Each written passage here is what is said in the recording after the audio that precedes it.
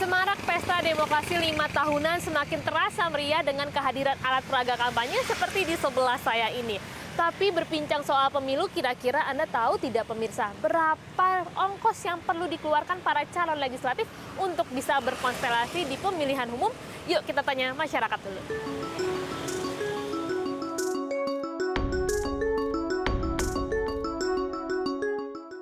Mungkin sekitar 2M mungkin ya. Iya.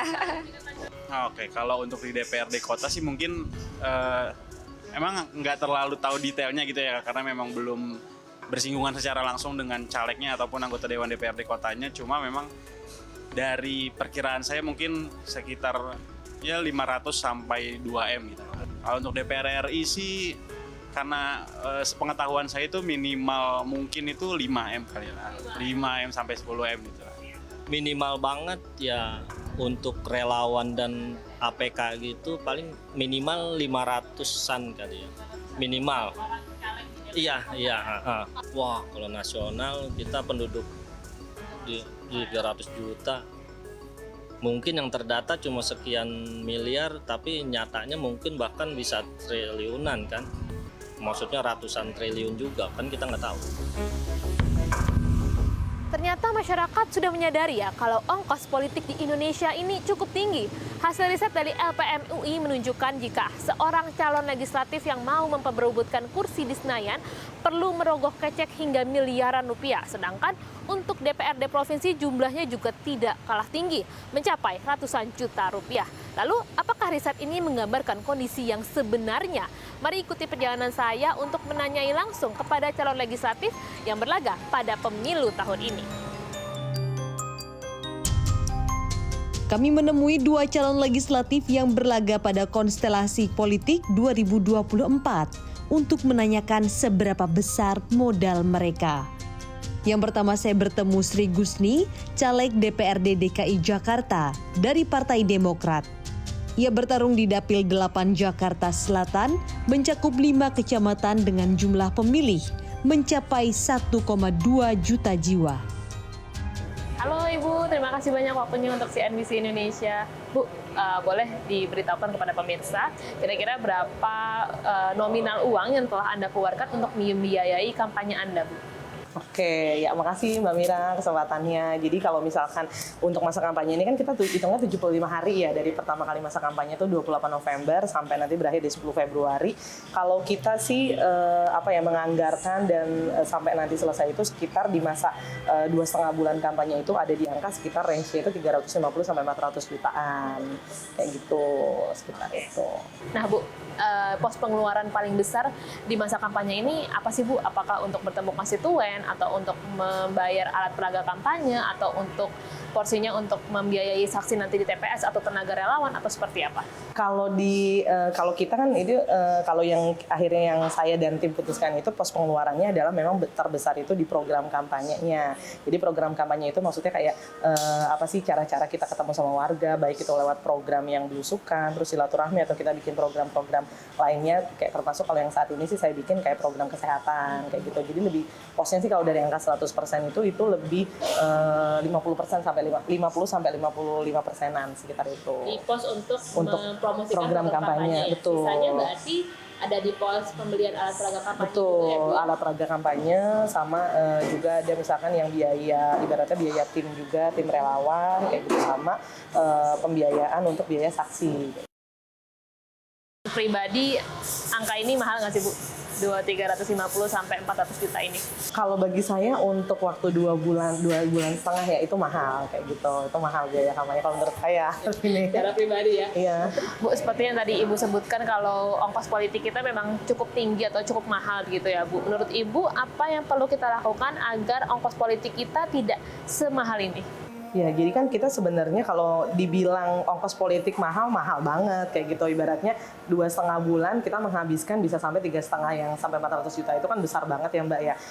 Cuma gimana sih cara ibaratnya merubah politik ini yang mahal ya. Nah salah satunya memang kalau kita cukup mengapresiasi langkah KPU yang saat ini ya. Beliau kan membatasi untuk gimana sih kayak ada batasan untuk souvenir dan lain-lain, angkanya sekian rupiah, terus juga batasi nggak boleh ada namanya politik politik uang. Cuma kan pada akhirnya di lapangan juga kadang pengawasannya nggak Seketat ini, itu ya? iya nggak seketat itu. Ya pada akhirnya ya masyarakat wajar. Jadi ketika kayak caleg datang, caleg datang harus Yang kesannya harus membawa kalau saya nggak akan memilih kamu kalau nggak ada amplopnya bla bla blanya segala macam. Jadi ya sebenarnya yang bikin kos politik mahal sih itunya sih Mbak ya. Jadi lebih ke arah budaya itunya masih ada kayak gitu, masih ada karena memang kita tidak bisa menyalahkan masyarakatnya juga ya. Masyarakat juga kan karena kan memang selama ini dihadapkan sama ya ketika pemilu caleg terus kayak ya datang ke warga Bagi-bagi duit. bukannya gagasannya yang disampaikan terus kayak dia mau berjuang apa ya pada akhirnya ya udah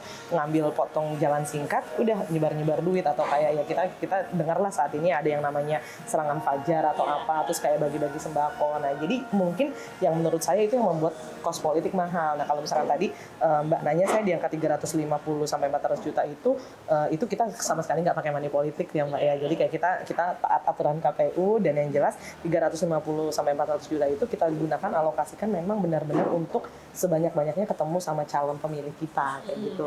Oke, baik. Terima kasih Ibu Sri Gusti. Sehat, sukses pastinya selalu untuk Anda dan selamat berjuang di konsultasi politik tahun ini. Amin, Mbak Mira. Jalanan tahun ini. Siap. Calon legislatif kedua yang kami temui berasal dari Dapil Tangerang Selatan. Ia juga menggunakan teknik crowdfunding untuk mengumpulkan dana kampanye. Meski dana yang terkumpul tak mencapai target yang ia harapkan, namun aksi masyarakat yang masih mau berharap pada politik dengan mengeluarkan dana menambah semangatnya. Dari RAB yang coba saya susun di awal, memang targetnya 473 juta. Itu dana ideal yang harus kita capai. Tapi pada kenyataannya, seiring berjalannya waktu, karena saya juga menggunakan crowdfunding, galang dana, jadi dana yang terkumpul ini 282 juta. Tapi itu yang digunakan selama masa kampanye? Itu yang kami gunakan selama masa kampanye ini. Saya percaya bahwa kalau ada caleg yang kemudian jual tanah, jual villa, jual aset untuk bisa maju sebagai caleg, logika sederhananya kalau dia terpilih, yang dipikirin pertama, ini nasib masyarakat atau balik modal sih? Pasti mikirin balik modal dulu.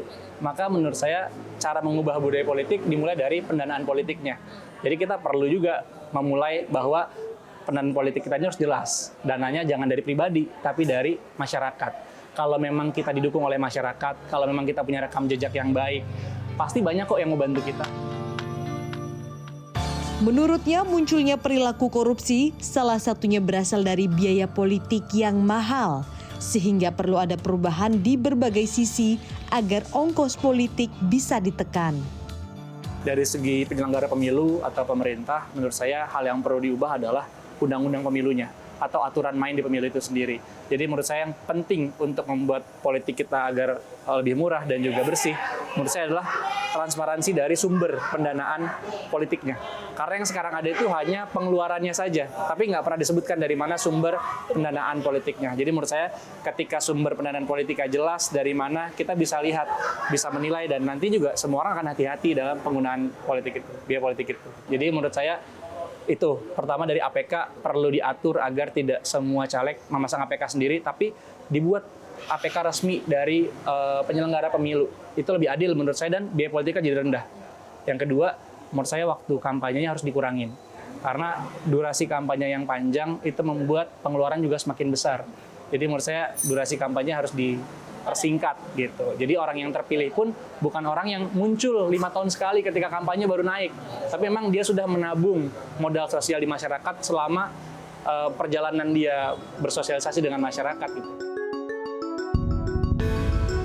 Pelibatan masyarakat seluas-luasnya menjadi salah satu resep mengakhiri politik transaksional. Sehingga kesadaran calon anggota legislatif untuk berjualan gagasan dan menggalang dana masyarakat menjadi salah satu langkah pertama dalam mendewasakan politik kita.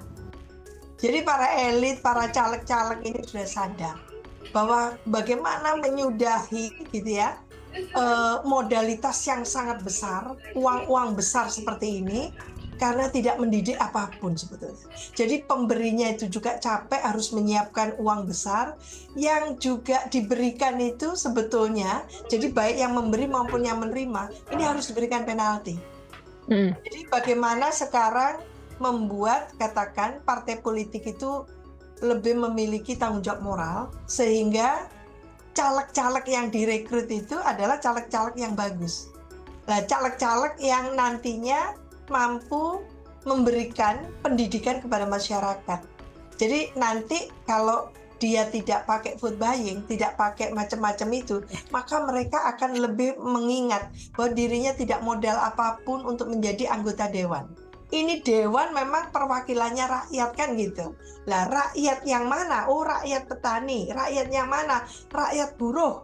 Ini rakyat yang mana? Rakyat yang katakan gitu nelayan gitu.